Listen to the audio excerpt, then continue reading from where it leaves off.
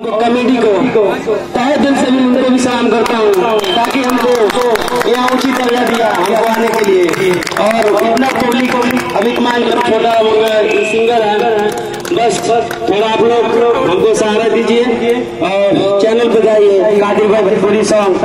और मेरा चैनल को सब्सक्राइब कीजिए, लाइक कीजिए और कमेंट में जरूर लिखें ताकि मैं आप लोग को जान सकूं।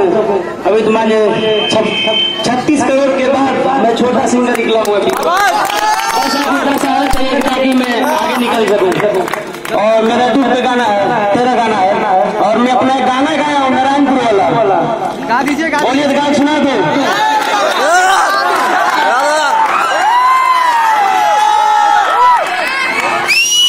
मेरा गाना है आइल बारू नाचे नारायणपुर टोला, यहाँ तो नया नया कांड रोज होला, आज खाए तू खाना तोरे फरिया में,